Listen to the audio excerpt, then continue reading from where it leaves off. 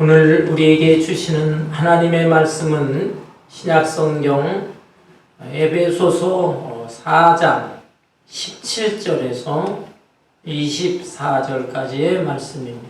신약성경 314페이지 에베소서 4장 17절에서 24절까지 제가 한 절, 여러분 한 절 교독합니다. 그러므로 내가 이것을 말하며 주 안에서 증언하노니 이제부터 너희는 이방인이 그 마음에 허망한 것으로 행함같이 행하지 말라. 그들의 총명이 어두워지고 그들 가운데 있는 무지함과 그들의 마음이 굳어짐으로 말미암아 하나님의 생명에서 떠나 있도다.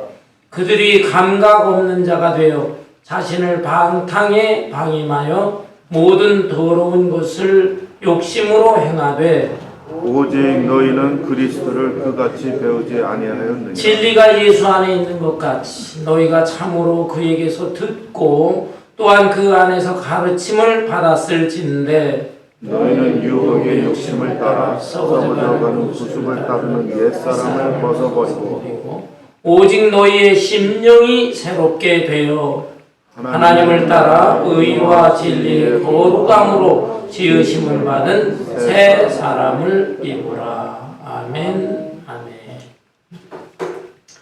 새해 2022년이 시작되었습니다.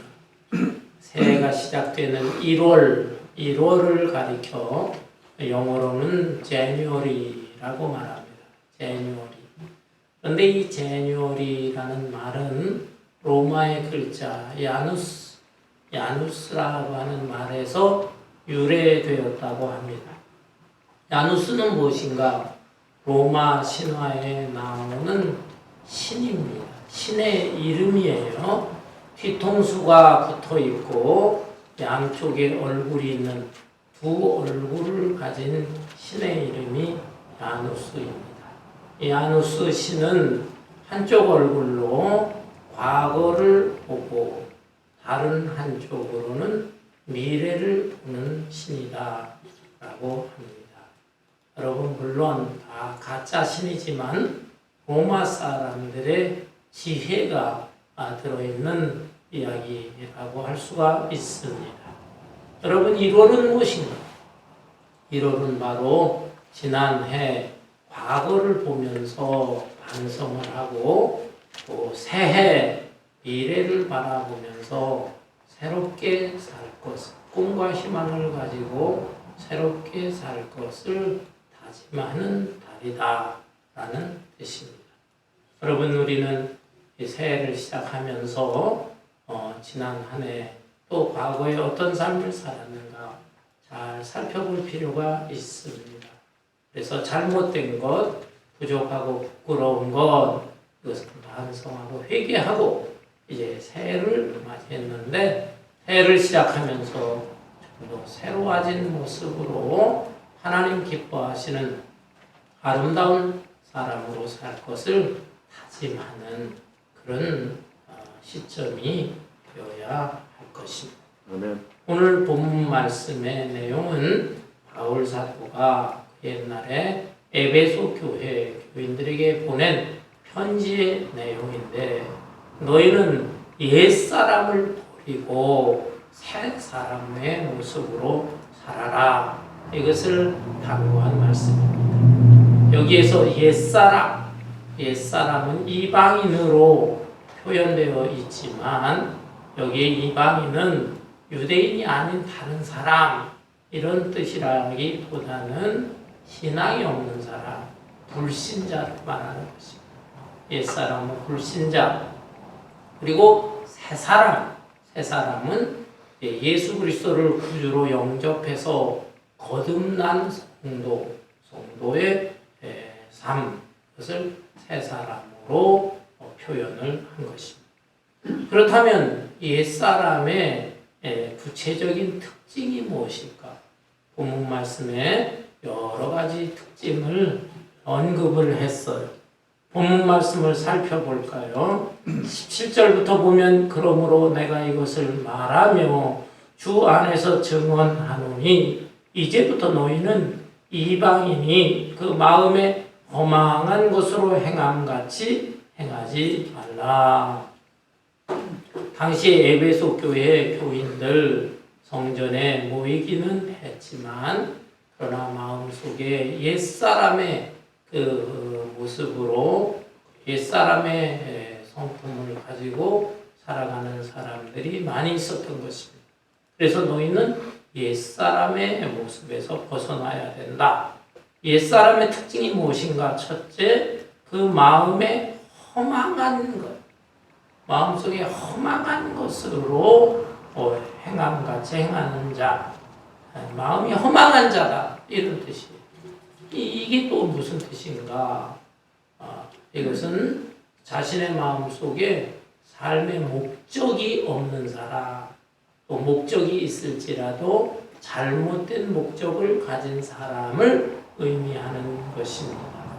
여러분, 오늘날에도 많은 사람들이 인생의 그 목적, 왜 사는가, 삶의 이유와 목적, 이것을 모르는 채, 또 관심도 없이 살아가는 사람들이 너무 많이 있는 것입니다. 여러분, 목표는 있어요. 그런데 목적이 없어요. 목적과 목표는 같은 말이 아닙니다. 목적은 영어로 purpose, 그리고 목표는 goal입니다. 어떤 사람이 나이 60세가 되었어요. 젊어서 고생 많이 하고 열심히 노력을 해서 100만 불을 모았습니다. 자기 스스로도 아주 대견하게 생각을 해요. 그래서 물어보았습니다. 당신은 앞으로 어떻게 살 것이냐? 열심히 일하면서 노력하면서 살 거라. 그래서 65세가 되면 자기는 200만 불을 벌 거라고 합니다. 그러냐고. 그리고 그 다음에도 자기는 열심히 일하고 노력을 해서 70세가 되면 300만 불을 모으겠다고. 그래서 그러면 그 돈을 많이 벌어서 뭐를 할 거요? 라고 했더니 그거에 대해서는 별로 생각을 안 해봤다는 거예요. 좌우간 나는 열심히 일을 해서 돈을 모으고 또 모으고 모으면서 살겠다라는 것입니다. 여러분, 이 사람은 목표는 있어요. 내가 60세에 100만 불, 65세에 뭐 200만 불, 70세 300만 불, 목표는 있었지만 삶의 목적이 없는 사람, 그 돈 벌어서 뭐를 할 것인가에 대한 그 목적이 없이 살아가는 사람, 이렇게 사는 사람은 인생을 마감할 때야 나는 바보처럼 살았구나, 인생이 허망한 것이구나 후회하고 한탄하면서 생을 마감하게 되는 것이죠. 삶의 목적이 분명해야 되는 것이죠. 두 번째 옛사람의 특징은 무엇입니까? 18절에 보면 그들의 총명이 어두워지고 총명이 어두워져 있다라는 것입니다. 마음속에 어두움이 있어요. 그래서 뭘 생각하거나 판단하는 그 능력이 제대로 작동하지 않습니다. 어리석어요. 어리석어. 마치 안 먹고는 소경이 평생 어둠 속에서 답답함을 느끼고 길을 갈 때에도 이 길 저 길 헤매는 것과 마찬가지로 마음에 총명이 없는 사람, 그런 사람은 인생을 어떻게 살아야 할지를 모르는 거예요. 세상의 지식은 배웠어요. 그러나 마음, 영, 그것이 어두워져 있는 사람. 그래서 지혜도 없고 어리석은 인생을 살아가는 사람입니다. 이 총명이 어두워져 있는 사람. 세 번째 옛사람의 특징은 무엇입니까? 18절 중간에 보면 그들 가운데 있는 무지함과 그들의 마음이 굳어짐으로 말미암아. 마음이 굳어져 있다. 마음이 굳어져 있어요. 구약성경 출애굽기에 보면은 애굽왕 바로의 모습이 바로 이와 같은 것입니다. 모세가 이 바로를 찾아와서 우리 민족 이스라엘 민족을 풀어주시고 430년 동안 종살이를 했는데 이젠 풀어주시오. 내가 우리 백성들을 데리고 우리 조상들의 땅 가나안 땅으로 가겠습니다. 이 애굽 왕 바로가 풀어주질 않습니다.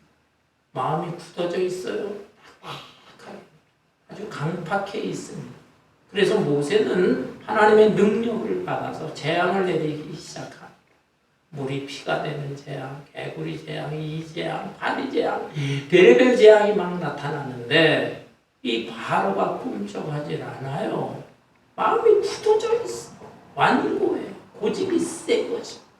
그래도 계속적으로 어둠의 재앙, 전염병의 재앙 막 나오니까 그때 겁이 나니까 약간 마음이 흔들립니다. 흔들려서 그럼 이만큼 가봐라. 조금 풀어줬다가 그 다음에 또 아유 내가 이걸 풀어줘서는 안 되지 아쉬운 생각이 나고 그래서 또 쫓아오고 허락을 하지 않습니다. 그러다가 마지막 10번째 재앙이 무엇입니까? 애굽 사람들 장자가 죽임을 당합니다.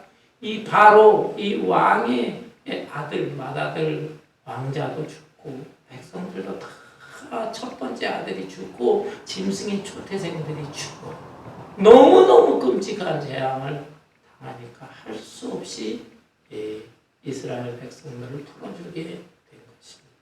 아니 진작에 풀어줬으면 얼마나 좋아요. 진작에. 근데 고집 부리고 여기저기 얻어맞다가 풀어줍니다. 그러나 10번째 재앙 맞고 풀어줄지라도 그래도 또 풀어주고 그들이 홍해바다를 건너가게 되니까 아이고 저놈들 내가 풀어줄 수가 없어. 우리가 좀 더 저놈들을 노예로 부려먹어야지 하고 군사들을 이끌고 쫓아오다가 그만 홍해바다에 다 몰살을 당하고 만 것입니다. 여러분 이 사람의 마음이 얼마나 완고한 사람이에요. 고집불통 굳어져 있냐는 거예요. 여러분 고집에는 좋은 고집이 있고 나쁜 고집이 있습니다.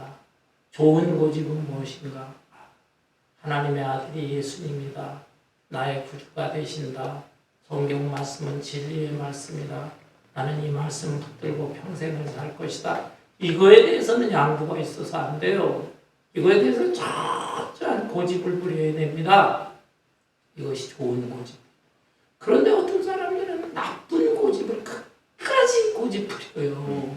뭐냐면 나쁜 생각, 좋지 않은 성품, 그 다음에 또 좋지 않은 습관, 이런 거는 좀 고쳐야 돼요. 그건 좀 바꾸고 변화돼야 돼요. 그럼에도 불구하고 그 알량한 자존심 때문에. 아니, 그거를 갖다 잘못된 걸 고치면 그게 얼마나 좋아요. 근데 괜히 그렇게 하면 자기 자존심이 상한 것 같아요. 그래가지고 나쁜 고집을 끝까지, 그걸 가지고 고집을 주장하는 사람들이 있어요. 이런 사람은 마음이 굳어진 사람이다라는 것입니다. 그 다음에 이 사람의 특징 네 번째가 무엇일까요? 18절 후반에 보면은 하나님의 생명에서 떠나 있도다. 하나님의 생명에서 떠나 있어. 마음속에 영혼이 있는데 그 영 안에 하나님의 영, 하나님의 생명이 없는 것입니다. 이런 사람은 무엇입니까? 영이 죽어있는 사람이니까 그저 타락한 죄성만 가지고 그 죄성에 이끌려서 짐승처럼 본능처럼 육신의 본능만을 가지고 살아가는 그런 불쌍하고 가련한 존재다라는 것입니다. 이어서 19절에 보니까 그들이 감각 없는 자가 되어 자신을 방탕에 방임하여. 또한 옛사람의 특징은 감각이 없는 자라고 했습니다. 감각이 정말 없는가? 여러분 오늘날 현대인들을 보십시오. 제가 볼 때는 엄청나게 감각이 발달되어 있습니다. 우리 감각의 대표적인 감각을 꼽으라고 하면 5가지 감각이 있어요. 시각, 청각, 미각, 후각, 촉각. 이 5가지 감각이 얼마나 발달되어 있습니까? 우선 시각이 너무너무 발달되어 있어요. 사람들이 그래서 뭐가 이쁘고 뭐가 멋있고 뭐가 아름다운가 그거를 너무너무 잘.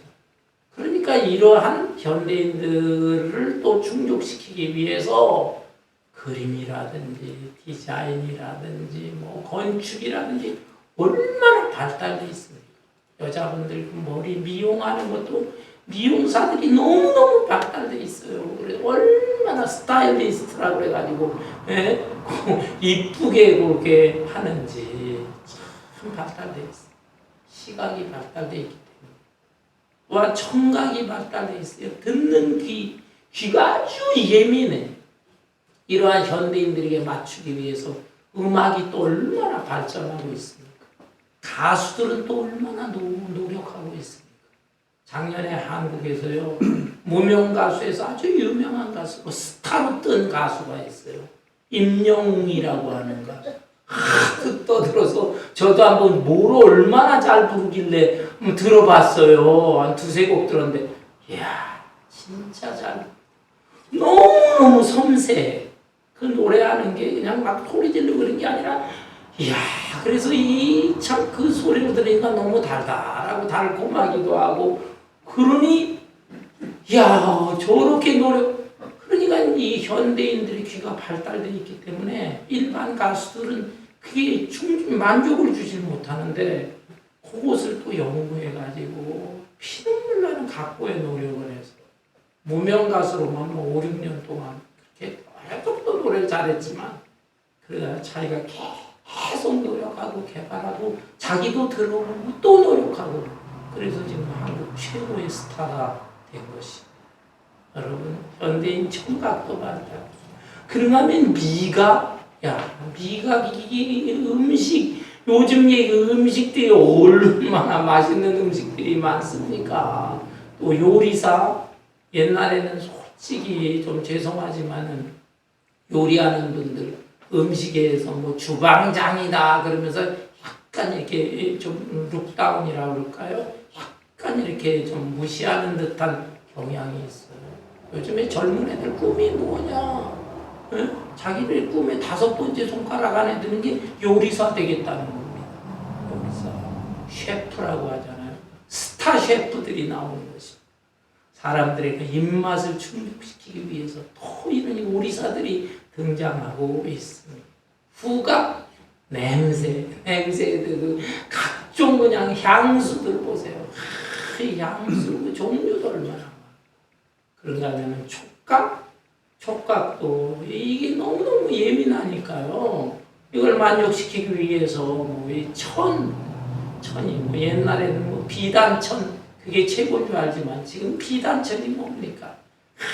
아주 부드럽고 촉감이 좋고 이런 천으로다가 옷을 만들고 이불을 만들고 그런 이불 속에 들어가면은 야 이게 정말 아주 꿈도 잘 꾼대요.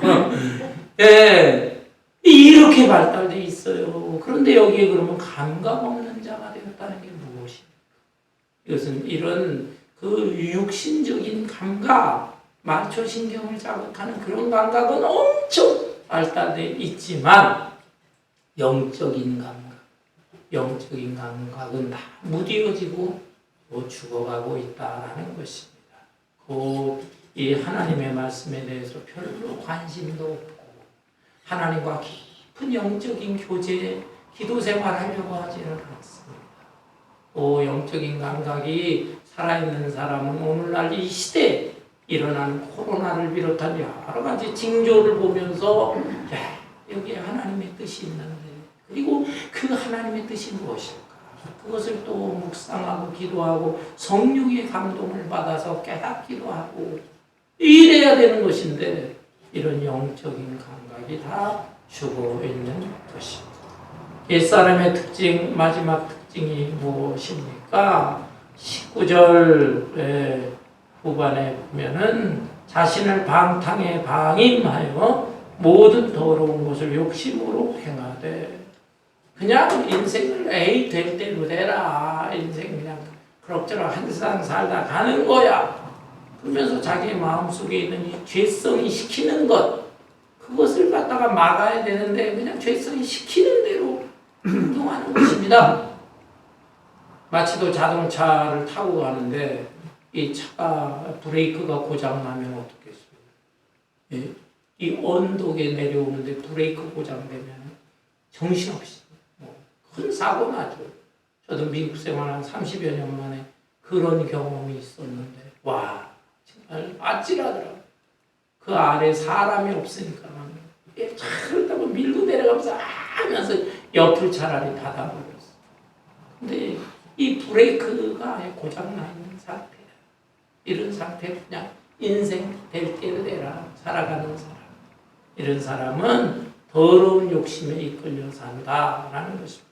수단과 방법을 가지고 양심을 생각할 것도 그렇게 자기의 유익만을 위해서 살아가는 사람인 것입니다. 이런 사람들이 옛사람이다. 에베소 교인들에게 너희는 이전에 다 이렇게 살았던 사람이 아니냐라는 것입니다. 우리의 경우도 마찬가지죠. 우리의 경우도 다 예전에 이런 모습으로 정도의 차이는 있을지 몰라도 이렇게 살았던 사람이다. 이러한 옛사람에서 벗어나서 너희는 새 사람이 되어야 한다. 새 사람이 되어야. 근데 새 사람을 입으라 또 이랬거든요. 이게 무슨 뜻인가? 이 옛사람에서 벗어나서 새 사람이 된다는 것. 그것을 옷을 입는 것에 비유를 했어요. 옛사람의 옷을 벗어버리고 새 사람의 옷을 입어야 된다. 옛날에 옷이라고 하는 것은 다 신분을 의미합니다. 왕이 입는 옷이 있어요. 왕복이 저분이 왕이시구나. 제사장 옷을 입는 제사장인 것을 알아요. 일반 평민들이 입는 옷들이 있다 이 말입니다. 이 옷이라고 하는 것은 이렇게 신분을 나타내죠. 오늘날도 마찬가지입니다. 학생들은 교복을 입습니다. 군인들은 군복을 입습니다. 그리고 또 운동선수들은 운동복을 입습니다. 신분을 의미한다. 따라서 우리가 이 옛사람에서 벗어나 새 사람이 되기 위해서는 예수 그리스도로 옷을 입어야 된다. 그리스도 주님의 옷, 주님이 주신 옷, 이 옷을 입어야 된다. 이것을 뭐라고 하냐면 거듭난다. 영적으로 속사람이 거듭나는 것입니다. 이것은 신분이 바뀌는 거예요. 신분이. 마귀의 종에서부터 신분이 바뀌어서 하나님의 자녀가 되는 것입니다. 이렇게 되기 위해서는 어떤 방법이 있는가? 일반 세상의 종교도 새 사람이 되보려고 노력합니다. 세상의 철학자들도 깊이 생각하고 자기가 깨달음을 얻고 노력해 새 사람이 되어보려고 하지만 그것은 다 한계가 있는 것이에요. 스스로의 노력으로는 안 된다. 우리는 하나님의 은혜를 받아요. 하나님의 은혜. 하나님의 은혜가 무엇입니까? 하나님께서 보내주신 예수님이 내 죄를 용서하고 나를 새롭게 해주실 수 있다라는 것을 믿으면서 예수님을 내 마음속에 구주로 모셔야 되는 것입니다.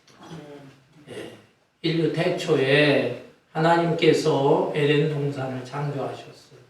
그리고 거기에 각종 동식물들을 만들어 주시고 또 아담과 하와, 남자와 여자를 만들어 주셨어요. 그런데 하나님께서 이 아담과 하와에게 이 에덴 동산에 있는 모든 것, 너희들이 먹을 수가 있다. 또 이 모든 것들을 다스릴 수가 있다. 그런데 한 가지만 딱 예외를 시켰어요.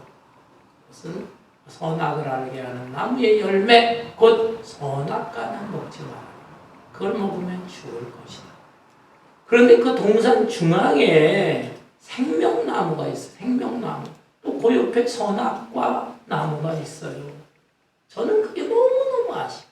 아담과 하와가 하필 먹을 때 왜 선악과를 먹었냐고요. 생명나무 열매만 먹었다면 우리 인류는 영원히 죽지 않고 살 텐데 그만 이 마귀라는 놈이 뱀으로 다 변장을 해가지고 나타나서 유혹을 했을 때 마귀의 말을 듣고 선악과를 먹었다. 그래서 인류는 다 죽게 되어 있는 것입니다.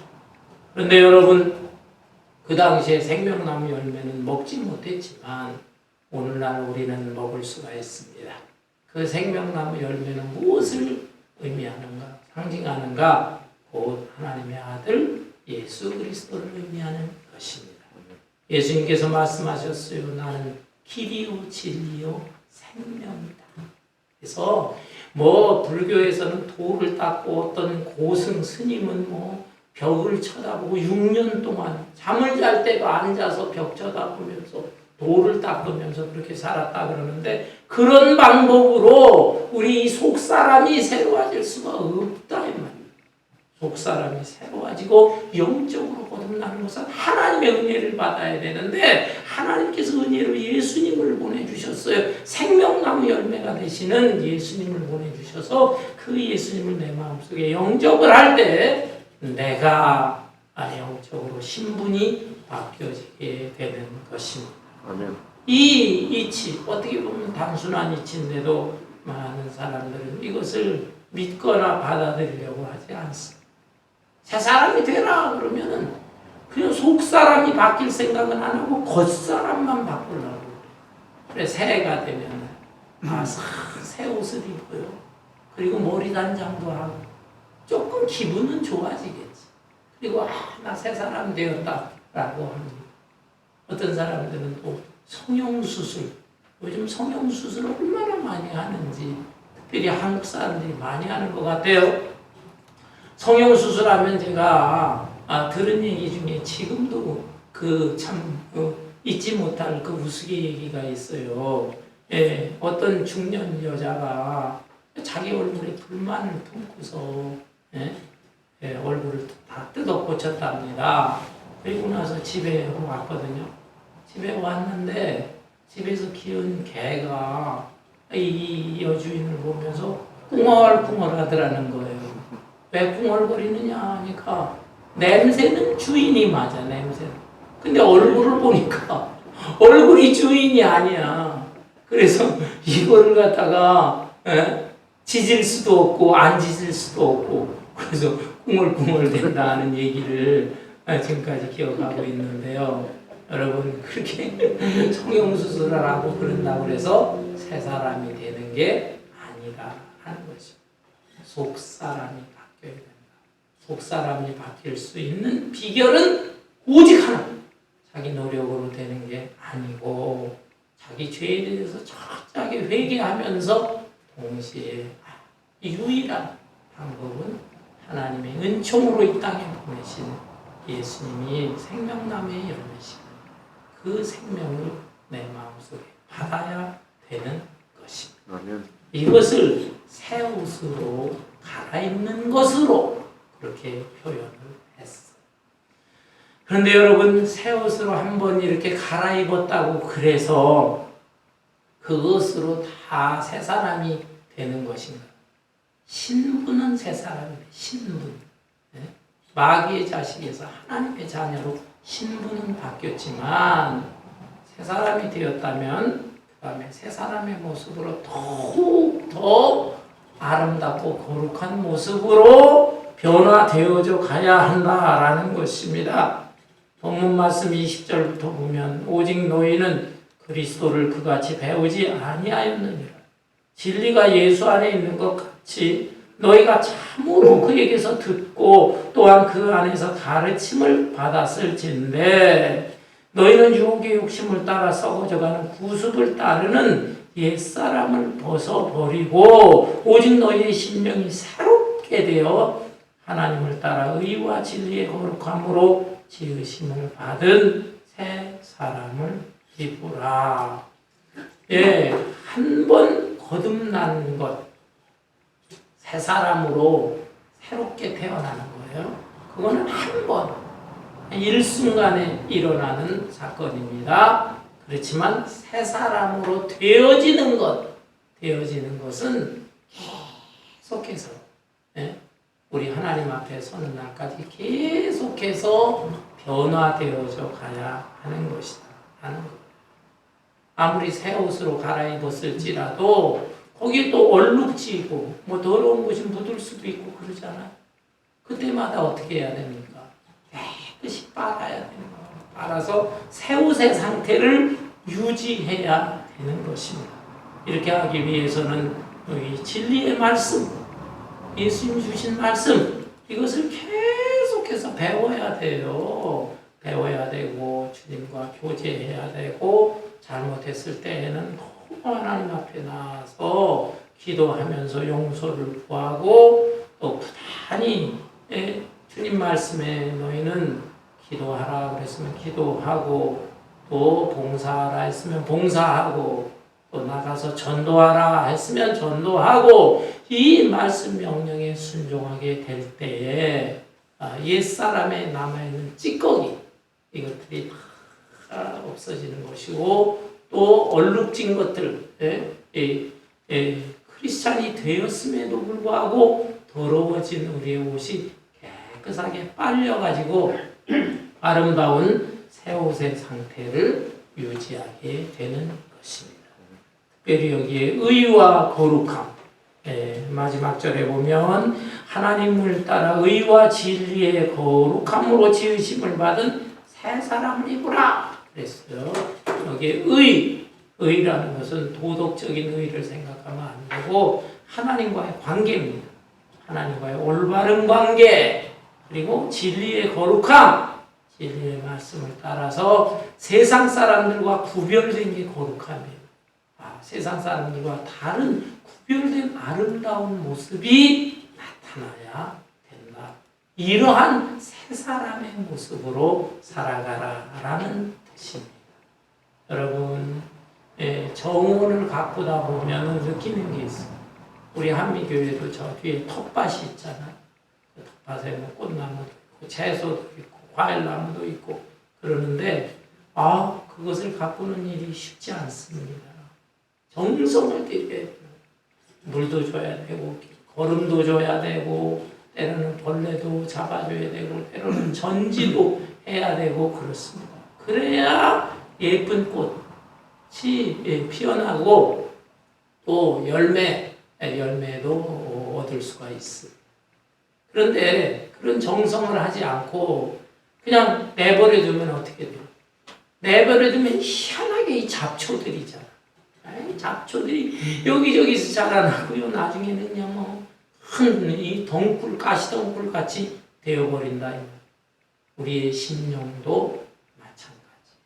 우리의 심령도 이 하나님과 교제하면서 말씀과 기도 생활하고 우리의 생활도 우리 주님의 명령에 따라서 정말 봉사도 하고 남 대접도 하고 하나님 사랑, 이웃 사랑, 전도도 하고 이렇게 부단히 노력할 때 그 사람이 참 거룩한 모습으로 점점 변화되는 것이지 그냥 내버려 두면 어떻게 될까요? 예수 믿는 사람이야, 거듭난 사람이야 내버려 두면 온갖 잡초가 나옵니다.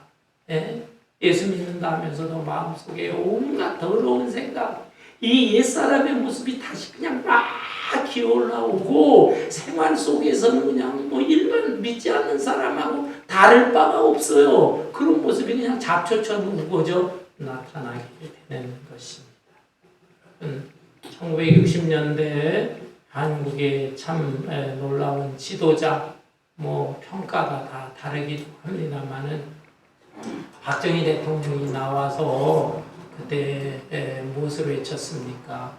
잘 살아봅시다. 국민 여러분, 잘 살아봅시다. 새마을 운동을 일으켰고 새마을 노래를 만들었어요. 저도 어려서 자라면서 잘 살아보세요. 잘 살아보세요. 우리도 한번 잘 살아보세요. 아침에 아버님이 라디오 틀면 맨날 그 노래만 나와. 잘 살아보세요. 그 덕에 엄청난 경제부흥을 이루었는지는 모르겠어요. 여러분, 우리도 새해를 맞이해서 잘 살아봐야 돼요. 그런데 이 잘 살아본다는 게 너무 경제적인 거, 육신적인 거, 건강하게 살고 오래 살고 그런 것도 필요해요. 그러나 우리 믿음의 사람은 진짜 잘 살아야 진짜 잘 살기 위해서는 이렇게 새 사람으로 거듭날 뿐만 아니라 새 사람의 이 옷을 입은 사람의 모습으로 아름다운 모습으로 나타나야 되는데 이렇게 하기 위해서는 하나님과 더 깊은 교제를 이루어야 될 것이고 생활 속에서 정말 의와 거룩함이 나타나서 예수 그리스도의 향기가 나타나서 일반 사람들이 볼 때 저 사람은 진짜 예수쟁이야. 저 사람은 진짜야. 이런 평가를 받아야 할 것입니다. 이런 면에서 저와 여러분 모두 새해를 시작하면서 정말 잘 살 수 있는 그래서 복된 인생을 살 수 있는 하나님의 명예와 영광을 드러낼 수 있는 그래서 하나님의 사명도 잘 감당할 수 있는 그런 아름다운 삶, 아름다운 생애를 살아갈 수 있는 저와 여러분 되시기를 주님의 이름으로 축원합니다. 아멘.